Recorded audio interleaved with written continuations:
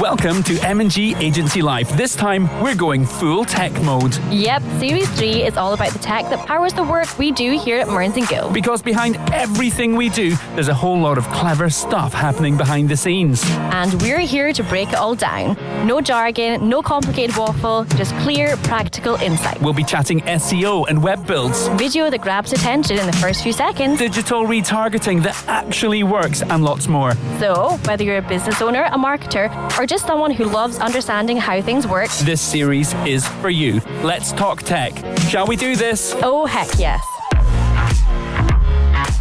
Welcome back to M&G Agency Life Series 3, Let's Talk Tech. This has been quite a series. We've covered all things tech, from SEO to content strategy and loads more. And to wrap up the series, yes, this is the last one in Series 3. We're talking about the topic everyone loves to hate right now, AI. Yep, AI in marketing. So there's a massive gap between what people think AI is and the actual work it can do. Joining us today, we have Kevin, our head of digital. Hello, Kev. Hello there. Hello. And making a return, it's Alex, our digital strategist. Welcome. Hello. Hello. By the end of this episode, you'll have a clearer idea of where AI fits in and where it maybe doesn't. Sound good? Yeah. Let's get into this then. We'll start as simple as we always like to do. When we say AI in marketing, what are we actually talking about? Alex. Not a simple question at all. Start big. Start big. I mean, I think the first thing to say is when we're talking about AIs in marketing, I think we're primarily talking about one specific type of AI, which is an LLM or a large language model, right? So that's Claude, ChatGPT. Okay. Yeah. There are lots of other types of AI that do very complicated things like looking at scans of cancer and things like that. But in marketing, we're predominantly talking about large language models, which do things like generating text, generating images. Also, they are things that people use to search the web now. So you might go to ChatGPT and ask it a question, and recommend a marketing agency. What pair of shoes should I buy? Where should I invest my pension? And it will give you an answer. I'm fully there, by the way. I am using it instead of Google. Oh, so do I. It's so much easier. Yeah. So this is exactly it. So I guess when we're talking about AI for marketing, we're talking about two things. We're talking about using AI to generate outputs for marketing. So write me a blog post. Don't do that, by the way. You shouldn't ever do that. Don't write. Or like create me some imagery that I can use for my social media campaigns. Also a bad idea. But we're also talking about AI in the sense of you have to know now how to place your brand or your product in the sort of AI ecosystem so that ChatGPT can recommend it, Claude can recommend it, that sort of thing. Interesting. I'm excited to get into this today. Yeah. So why has it become such a big topic so quickly then? I think people are scrambling to use it. I mean, if you look back into important digital technology of the past, like web or like social media, some people were probably slow to take advantage of it, and we recognise that now. So as AIs come in, there's lots of chat about it. People are genuinely scrambling to try and get to be seen or to get something out of it. There's also a lot of money behind AI. So there's also that too, a lot of money. So I think together people are trying to work out how to make use of it and get ahead of it before it's time, really. I know we're here to talk about AI in marketing and in the digital space, but just kind of as an aside, I use it in my personal life all the time. I've got projects for parenting, fitness, medical. I mean, because it's my own doctor as well. Yeah. And just about it's my go-to. Shopping list. There's been days where I've spoken to AI more than I have my own wife. Yeah. But you know what? I used it recently for, this makes me sound crazy when I say this out loud, but I'm going to say it. I recently used it for my marathon training strategy, right? Okay. When I finished the marathon, I told it how I got on. What did it say to you? It was really chuffed for me. I didn't get the time I wanted. But, yeah, but why did I do that? Oh, wow. Right, so back to business then. Where are we seeing AI genuinely add value in the marketing space right now? Who wants to take this? Well, I think this is probably an important one, and why you're a great person to be on this podcast, Pete. Well, we rubbish AI. I honestly think that the genuine use of AI is not actually being truly embraced yet. Okay. There are people who are using AI well, but the mass majority of people using AI are not using it to, not just its potential, but to get real value out of it. So for me, I think where it adds marketing right now is in places that people aren't actually thinking about it or using it or applying it. Yeah, like I mean, to your point about using it instead of Google, I think that's a really key place where, if you're doing any sort of marketing activity now, you need to recognize the fact that most of the people buying your products or service at some point are going to go to some sort of AI tool and ask it a question. Can I ask a little question here? Yes. So, no. Oh no! If I ask AI something, is it then going to Google? So what you do on Google, is that still relevant? Everything we do in terms of SEO, is that still relevant? Because I'm asking AI, it's then going off, probably using Google, but not in that way. You know what I mean? Scanning Google. Well, it's a really interesting question, and the answer is yes, but in a very complicated. Kevin just gave me the worst look. He's like, "What are you on about?" No, it is a good question, but this is where it comes to the point of where value sits within AI. Firstly, it's still in its infancy. Yeah. And it's still a platform that's been developed and up and iterated daily. Mm-hmm. And then there's how people use AI. And using AI as a search platform is like using 1% of the human brain. Okay, what it's actually capable of. Mm-hmm. Yeah, absolutely. But I think it is a really interesting question because I think a lot of people do this. They'll open ChatGPT and they'll ask it a question and they'll think, oh, it's thinking for me. It's giving me some sort of nuanced answer. Mm-hmm. And all that's actually happening is exactly what you said. It has a process called retrieval augmented generation, RAG, and it literally just Googles it. And it Googles it in a really weird way. So they do something called a query fan out, where it will actually ask 7 or 8 different questions that are sort of the same question but phrased in different ways. It's doing the hard work for you. Yeah, so I don't have to ask it 7 times. But well, sort of. But if you go and Google something 7 times in 7 different ways, you'll get 7 very different results. And what AI does is Googles, finds all this information, and then just sort of averages it out. Okay. So what you end up with is something that is much less than the sum of its parts. And the other problem with this is that what LLMs are doing is basically sort of generating text probabilistically. Mm-hmm. So they take the input and they look at it and then they say, okay, cool, so what realistic, nice answer that somebody will like to read can I generate from all of this text? It's not accurate, it's not true, it's just average. No, sorry, we're deep diving pretty fast here. Yeah, that's okay. But it's important. If you, depending on the platform you use, if you use ChatGPT, a lot of this is invisible to you. If you use something like Claude, you'll see it doing the queries and it'll explain all the queries it's doing before it then does its probability and its answering. But fundamentally, we will deep dive, and it gets very important. But I guess that's where the value currently is so light. Mm-hmm. Okay. But that's where the opportunity is. Yeah. What are some practical ways businesses can start using AI then? Is it all in the data or the creative process? Yeah, I mean, I think, to be honest with you, I think predominantly it is in the data. I think, there are examples of clients that we're working with now where I'm looking through their Google Search Console data. So that's data from Google that shows you how people have found your website in search. And we're seeing more and more of these sort of natural language queries where instead of typing something like IT company Aberdeen or dog walking company Perth, people are saying, I've got a small dog aged 5 to 6 and I want him to be walked regularly and I want a nice dog walker who's well reviewed. And you'll see these queries and it'll be like a paragraph of text where someone's prompted the AI. Right. So we're starting to see in the data how people are asking AI and what searches people are making in AI to sort of feed back our clients. So that's a really interesting insight just into sort of people's behaviour, how they think, what their priorities are. And that must change what you do a lot, Alex. Yeah, absolutely. So we can then use that to say, okay, cool, well, people are predominantly finding us because they've got older dogs who need a long walk or something like that. And then you can sort of engineer things to that. But in terms of do I think there's much value in businesses using it to sort of create creative output? I don't really. Yeah. For me, I think that's where the real, I'm not going to say problem, I think that's where the real challenge lies with any business, not just marketing businesses, is if you understand what these AI platforms are actually doing, and that is giving you a collection of words based on the probability of the next word in that sentence being correct, then you realize that the answers that these AI engines or these AI platforms are giving you is a best approximation of an average answer. Okay. Not giving you a really, really good one. Yeah. So when it comes to the value of marketing right now, we're in that awkward phase of, again, being early in terms of technology, early, and being wowed by it and thinking that it's doing what it's not doing, and then consuming it and using it in very light, almost bland ways instead of actually interrogating the product, using it in anger and challenging it to get more and more and more value out of it. As people just ask simple questions and take simple answers, they're getting the same simple responses that anyone else can get. Yeah. And that isn't how you offer value to somebody through marketing.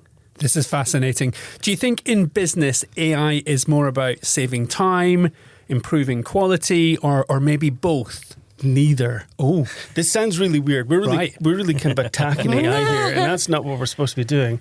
But if we think of saving time, the challenge of saving time is, we work in an agency, and anyone who's listening to this working in an agency knows what agency life is like, and time is poor. Of course, we try and be as effective as we can. Mm-hmm.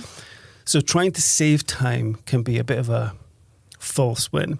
If we're saving time to do more work, that's not really doing anyone any favours, because all you're doing is doing more pretty average work. Stuff, yeah. And that's not the goal of embracing AI and the work that clients expect of a company using AI.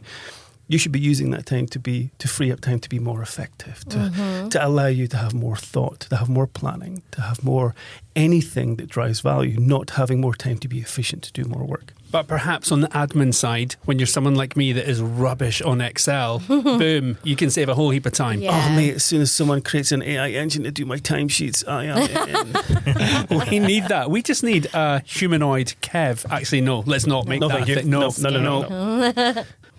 So where does this leave us humans then? So if AI is capable of doing all the work, or what does it mean for people's teams or even agencies?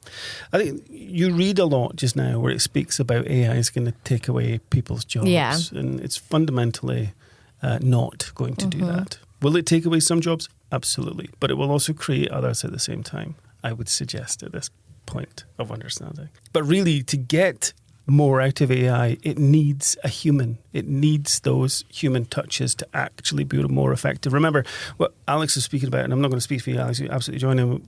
These AI engines work on probability, on what should be next in its answer. Us humans also do that. Like if I was to say, for example, it's so weird that we finish each other's sentences. Sandwiches. So we're playing with probability in finishing the sentence. However, that's from a human place. I might have, in this moment, wanted to shock you or surprise you or delight you. So I might have went in a completely different direction.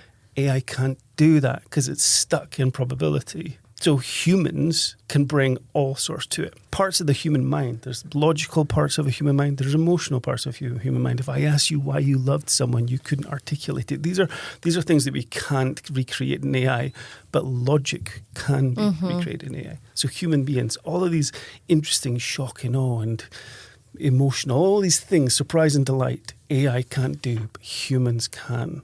So if you can take a human being and apply a human being into AI, interrogate it, research, challenge. It's your sparring partner. Keep asking questions. You'll get a lot more out of it than you would without a human being.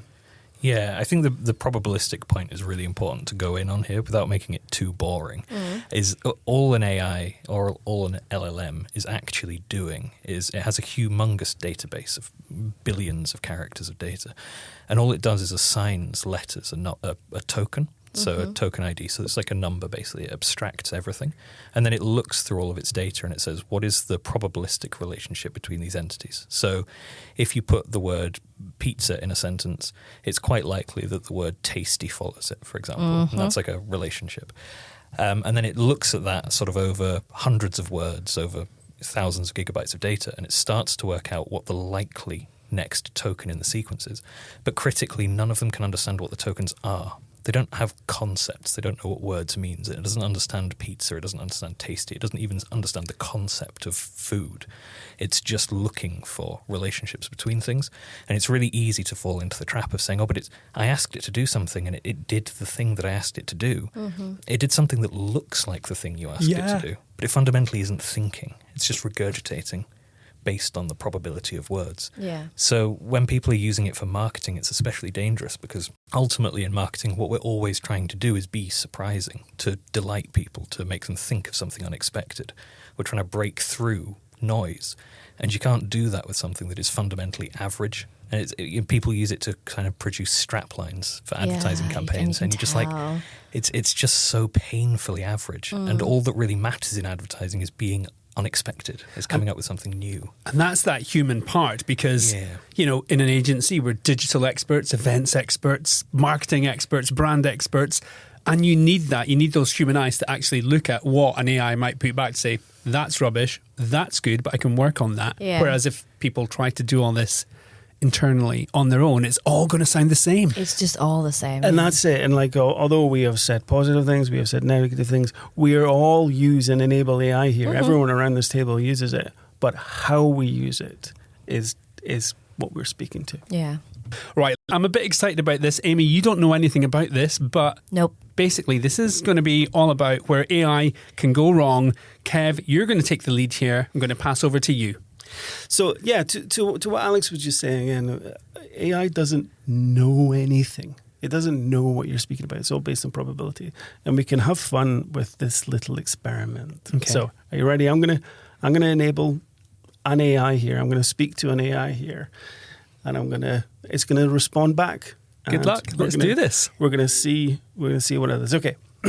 Firstly, I want to apologise to the entirety of France. I am not here to offend anybody. I love you. Bear with me. This is purely illustrative purposes to show something about AI. Okay, here we go. Hello, how are you today, AI? I'm doing great, thanks. Always happy to chat. How about you?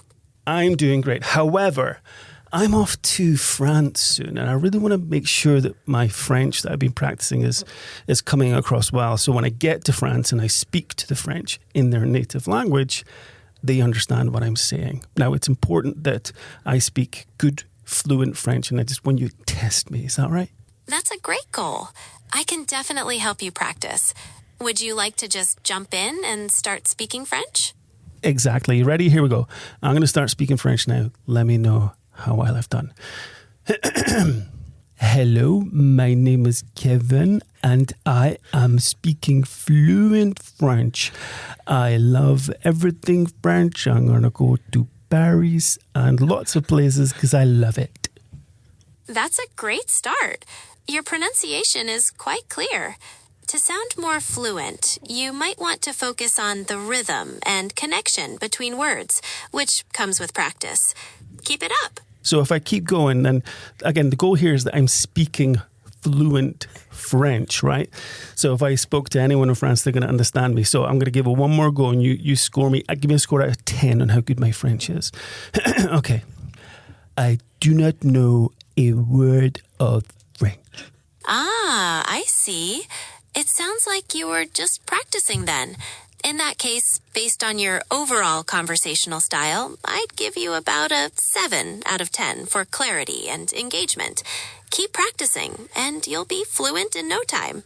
Thank you. Wow, that was the weirdest thing I've ever heard. Your accent is something else. Yeah, no, you've got a really good French accent. Thanks. Please, French. If you're French, don't write in. I apologise. But yeah, the point there was it did not understand what I was doing. When I was asking it to score my French, it didn't understand that when I was not speaking in French because it doesn't understand what that means. It doesn't understand that I was asking it to score my French. Yeah, because it's the obvious not intelligent. Would be, firstly, can you please speak in French? Yeah. You're speaking with a pretend French accent. A not very good one. Yeah, exactly. So there's these challenges that we speak to of AI is this isn't artificial intelligence in the sense that we think of it as. It's probabilistic modelling. It is listening to you and giving you clever answers based on the probability of the answer that it should give you. And it bases that based on data that's fed off the internet, lots and lots of words, and it manages to score them and give you sentences back. And it's powerful if you use it that way. That was an interesting experiment, and I was found it quite interesting that your AI is actually Australian. Is that an Australian accent, I heard? Pass. Very enthusiastic. He can speak French after all. Right, where do we go from here? Humans versus AI. So firstly, this can all quickly sound too good to be true then, I guess. So is there a risk of businesses relying too heavily on AI? Definitely. As you can see by playing around with those little examples, businesses that don't invest correctly to understand what AI can do for the business, or importantly, what it cannot do, is where risk can exist. So I think more importantly, people are going to be using it in your team. Not knowing it can present challenges. How they are using it, not knowing it, can present challenges. Because you could end up with AI enablement across your company, and what you're actually doing is you're raising the ceiling to average at best. Yeah. And I think they're the real dangers when you think your team are leveling up, but they're not. They're just using AI in a simplistic manner, and that's when dangers can actually come out of the carpet. Yeah, there is another, interestingly enough, I was reading a thing earlier at lunchtime about this, where somebody basically did an experiment and they found that 83% of people who used an LLM to generate something couldn't quote from it after they produced it. Oh, really? Yeah, no recall at all. So there's this whole idea that you're sort of outsourcing your brain or your thinking capability to this tool, and it's thinking for you, and your brain is doing absolutely no work whatsoever. And so you end up in a place where you haven't digested it, you haven't processed the information, you don't retain that information, and you can't glean any insight from it. So you just become a sort of conduit, if you like, for this tool. And now you can't think as well. You're not gaining all of that useful experience that you get from sort of working through a problem and finding a solution.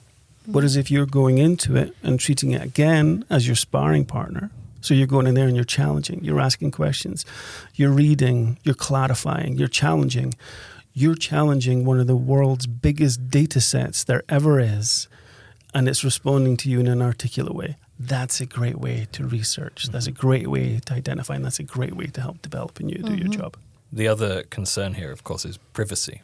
So speaking to what Kevin's saying there, it's a fantastically useful data set. You do have to be quite careful what you put into it. There's a huge temptation. And I do it sometimes when I'm trying to get it to collate notes and things, where you'll copy and paste stuff straight into an LLM and you'll say, collate it for me. And what people don't understand is that for a lot of these tools, unless you go in and manually enable some sort of privacy mode, you're actually sharing all of that data with the tool itself and with the tool's manufacturers. So you are adding to that data set. And sometimes people will do it with like confidential company information, like revenue and turnover figures, or, potentially personally identifying information of your patients in a hospital and stuff like that. And people don't quite realize that actually all of this stuff is then being used to train the models. So if somebody queried it later, it would potentially spit out what you've told it in confidence. And there are tiers to this. I think I've told mine too much. I'm over shader. And there are tiers to this, of course, because you can easily say, but that's okay, I use Claude and I've got Claude Pro, and what I actually do is I go into the settings and I've enabled it to not share any information and to hold it locally. That's great. And I also saw this great tool online that manages to share notes or grab notes or parse specific information, because this other tool has AI built into it, which is very common nowadays for software to have AI as a label attached to it. And it also tells me that it uses Claude as a tool. And that's great, because I use Claude and Claude's private. But without checking the terms and conditions, we do not know the terms that piece of software is agreed with Anthropic. And we don't know whether the data we give that tool actually goes back to train the model. So there's organizations taking a lead on AI deployment is definitely key. Okay, let's focus a little more on the output of AI then. How is AI changing the way content is now being created? I think without a doubt, it is absolutely changing the way content is created. The sheer fact that the number of articles that are going, the number of websites that are being created, the number of social posts that are being posted per day, a lot of that information is being, without a doubt, generated by AI. Yeah. The challenge of that is, as we were saying before, is if those organizations who are just using the 1% that AI gives them are actually just clogging up social feeds and clogging up websites and search indexes with more very average content, very, very good average content. And I think the clogging up bit is really key, because I think a lot of people think, it doesn't matter, I'm not doing any harm, I'm just producing AI content, and if people don't want to read it, they won't read it. And what people don't realise is that this has a very real consequence on the actual sort of fabric and mechanics of the internet. So Google, for example, crawl constantly through the internet to find new pages, and then they index them. So they find a new website and they find a new page and they add it to their index of content, which is effectively an enormous data library. And this used to happen quite quickly. You used to be able to put a page of content live, and then Google would say, okay, cool, I've crawled and indexed that within 24 hours. Now, because of the sheer volume of content people are producing with these AI tools, we're sort of 4 or 5 days before Google will index something. And more content just doesn't ever get indexed because Google has a finite amount of resource with which to crawl, and people are producing literally billions of gigabytes of nonsense content. And it's just sort of, the whole thing is just sort of slowly starting to buckle under the weight of it. Now, it's easy for us to just, I mean, this podcast is not about us talking about the challenges of AI and how that's impacting search, but how businesses can leverage it. But the point there is, listen to what Alex says. That means that when Google comes around and indexes your site, it is looking for more incredibly relevant content, that content that is the cream, that does float to the top. So those who are not just outputting good average content, but actually investing in their content, have got an increased chance to be surfaced, not just in search, but in AI responses, because their content is seen as good content. And the more and more people who think that the fast track to good search or good discovery or good activity is just churning out more and more and more of this, they will never improve.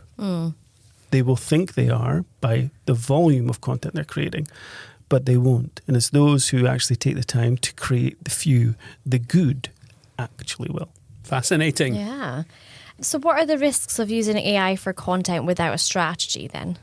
I think we already were speaking to earlier that the AI doesn't actually know anything. AI is summarizing the best of the average knowledge that it has.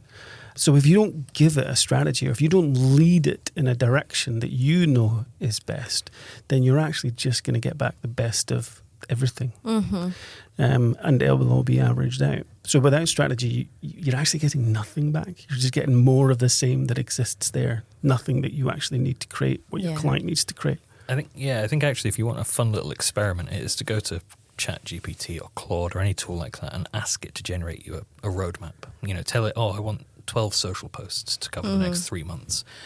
Give me a roadmap for them and watch what it outputs, because it will just be random. It might make sense. Each post individually might be coherent. It might be accurate to your business and your market. But the 12 posts next to each other won't have any sort of through line. They won't have any story or narrative. It's just generated 12 bits of content. And that's the problem. People outsource their thinking. And the reality is that when we market, we're always marketing a narrative or a story. And it just can't do that. And every one of our clients is unique. Every one of them thinks that they're different from everyone else. They all have their USP. So if we don't lead strategically as a human being, then we're not getting back any information or any guidance that leans to what they're unique for. We're getting, again, the best average of nothing. And aside from that, do you think audiences just know now when something is AI generated? I mean, I think we all work in this space, right? You can totally tell. Do you think it's really obvious? Do you think audiences generally can pick up on it now? Well, I think it's very like the 90s, right? So in the 90s, people sort of cottoned on to this idea of putting like advertising in the right-hand column of a website, right? So, that's where the whole idea of like a website with a column of text, and on the right, there'd be a big long list of adverts.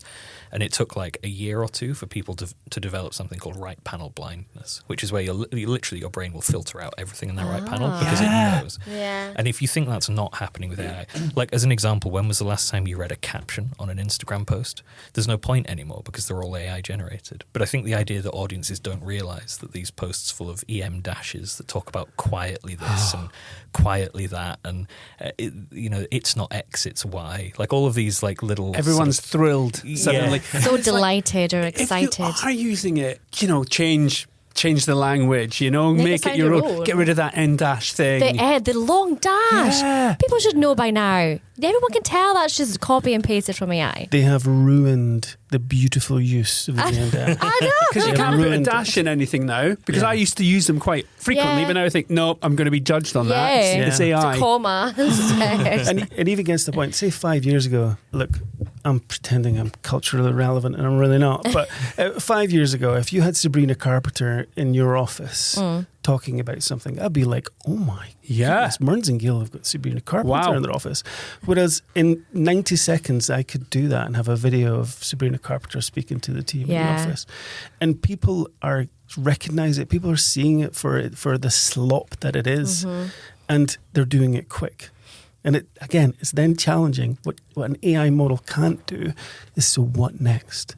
So what do we do next? What do we create? How do we surprise and how do we delight? These models can't do that. Yes. So let's have a look at the future of AI then. So where do you see AI going? That's a big question. Wow. Where do you see it going? Get your crystal balls out. I did actually bring a crystal ball. To be honest with you, like we sort of sat here and said, AI is rubbish, don't use AI. I think there are a few things that it is actually really helpful for. So I was talking to Kevin about this the other day in the office, where we're tasked with coming up with a communication strategy. And it's an unusual communication strategy because the client in question won't be delivering the communications. It will be done through partners. And I found it really helpful to be able to grab 7 or 8 other communication strategies, plug them into something like Claude, and say to it, run through these, pull out the common elements, tell me which bits of the structure never change, and then give me a rough skeleton of what this document needs to contain. And I did it knowing full well that what I was going to get back was very average. But that's great. It's still a good starting point, right? You can be like, well, this is what the average comms strategy definitely has to have. Yeah. And now I can go in and add the bits that I think are going to make it unique and interesting and relevant to the client. And I think as a tool for like data collation and very surface level analysis, AI is really useful. Yeah. And I think once people cotton on to the fact that the generating text bit of it is sort of a little bit of a parlor trick, then the interesting work of actually sort of using these tools to mine information out of documents will be more popular, I think. I agree, and my take is that unfortunately, I think we're now in the difficult phase of the technology sort of adoption. Again, other technologies have went through the same thing, but the promise of AI has not been met. Therefore, we're cynical of it. The financial return of AI is not being met. Therefore, we're cynical to it. And the entertainment value of AI is slowly not being met because it's slop. Yeah. And we're cotton on to it. But I think that tells us about the phase that we're in. And that phase is this difficult technology phase of not being satisfied. This always happens. It's normal. Yeah. But what will happen is AI will quietly develop on in the future. Some will disappear. Some will shockingly collapse. Platforms will collapse. But it will continue to develop. 2 things. Number 1, AI as a utility will only get further and further. Down to your water bottle will have AI as a utility in it at some point or another. Your water bottle already has Yours, AI. you already have one that does that. Let's not Drink out more. me on this cup. Yes. So it'll become everywhere, but we'll ignore it and it'll become an expectation. Meanwhile, the averageness of AI will continue. People not using AI as the sparring partner that I recommend they do. Those people there'll be more and more of those agencies, individuals, professionals who are all just as average as each other. Yeah. But those who learn to use AI, who learn to treat it as a sparring partner, who learn to challenge it, to find the thing that surprises and delights them as a professional. So it inspires them to take it further, for them to do their job, will rise. Right, we've got time for one more question before we wrap up this section then. Is AI something businesses need to act on immediately, do you think, or is that dangerous, and instead should they take time to understand how it fits their business? Any thoughts? Yeah. I like it when you both look at each other. Who's going to take it? Who's jumping in it? It's already happening. Yeah. So if you're not doing something about it, that doesn't mean it's not happening. You can either be in control of it or be part of that journey or not. Yeah, I think one of the key problems you have here is that for a lot of people, using it quietly on the fringes without ever really saying that you're using it is quite nice. It buys you free time. It means you have to work less hard. So if you're running a company and you think that your employees aren't plugging stuff they shouldn't be plugging into ChatGPT or asking Claude to do things that they really shouldn't be asking it to do because there's personal data involved, because it's going off the rails and taking your company information, you're wrong. It's happening right now. So I think there's a piece here about the fact that you need to be looking at this proactively and looking at some sort of governance and, like Kevin says, lead the way and tell people how the tools should be used rather than just sitting back and letting people run with them, because I think that can be quite dangerous. I've seen a growing trend on TikTok of people talking about being annoyed at the rate limits that these platforms give you. Basically, when you've run out of questions, so you'll have to wait 2 hours until you can ask another question. And I recently saw someone complaining that they couldn't do their job anymore because their rate limit was hit and they're going to have to wait till tomorrow to do their job. It times out, doesn't it? Frightens the life out. What did they do before? Exactly. Work. Yeah, companies can't be look, we need to enable people and help people develop and help our teams develop and be better. And we can't do that by allowing people to hide behind AI and effectively not be able to do the job. Yeah. Or you could just buy the premium version. Bad, Pete. Bad.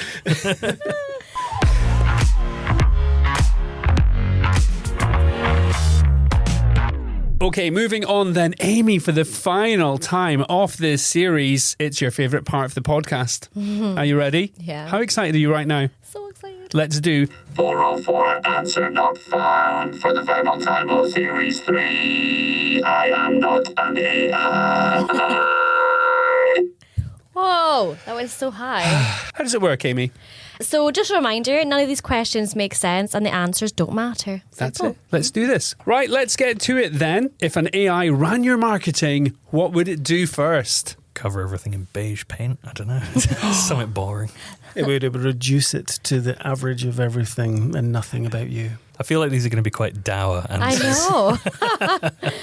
If ChatGPT had a personality, what would it be like? I feel like everyone has that like really fake friend that's always happy and excited and like, yeah, let's proud. totally go out for drinks. It is, isn't it? Yeah. What's the most dramatic thing AI could say about your brand? Anyone? It's brilliant. Yeah, it's nice. Well done. Is it thrilled? It's always thrilled with everything. Yeah. If your marketing strategy was written by a robot, what would it forget? It wouldn't forget anything until its memory ran out, in which case it would forget everything. Good answer. One final one then. If AI could get annoyed, what would frustrate it the most? that you hit the rate limit and it couldn't. It not couldn't buying do more. premium. Yeah, so spend more money.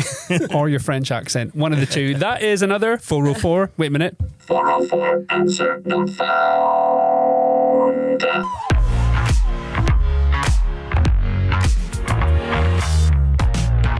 All right, we're almost at the end of this episode. We'll do one more question, though. If listeners remember one thing about AI in marketing from this episode, what should it be? I think it's the one thing that's helped me get the most out of it, understand it, and develop it, and equally develop as a professional, is treat AI as your sparring partner. I've said it before, and if you see me and you speak to me, it'll be the phrase I'll keep saying is treat AI as your sparring partner. Don't be afraid of it. It's not here to take away your job. I don't believe. But if you interrogate AI, challenge AI, box with AI, keep being dissatisfied and challenging it with what you think, and then applying its output into your knowledge, your gut reaction, your ideation as a marketer, that's when the best will come out of it. And that is also how you will in time develop to continue being better than any AI output. Well put. So to recap, the AI challenge is about more than just using it internally. It's about how your business can influence the AI tools other people are using to influence them towards your business. AI is a utility. It's a sparring partner, not a ghostwriter. It only works when guided by strategy and constantly challenged. AI for efficiency is a trap that will only lead to more average output, slop, as we were speaking about. In a world of AI, professional human input is the only thing that can give you a competitive advantage. And not all AI tools are the same. So strategy first, tools second. That was quite a lot to recap. Yeah, this has been intense, hasn't it? Mm-hmm. So that's it. Just about a wrap on this episode. Kevin, Alex, thank you so much for joining us today and throughout the series. Yeah. Thank you. Really appreciate it. Look, I know some of these bits have been pretty heavy. There's been a lot in there. But this is not a shameless plug. It has been a heavy topic, but on our collab on mearns-guild.com, we do break down a lot of this a lot further. Yeah. It's all free. Help yourself. Yeah, some useful resources there. Good. It's also a wrap on Series 3 of Let's Talk Tech. Yeah, we hope you found the series useful, breaking down different parts of digital marketing in a way that actually makes sense. And as always, if you'd like to chat about anything we've discussed, just drop us a message. You can find us on Instagram at mearns-guild. You can also find Mearns and Guild on Facebook, LinkedIn or online. You can also message us directly on our podcast platform. We'd love to hear from you. So we'll be back soon, but for now, we'll catch you next time. Bye. Bye.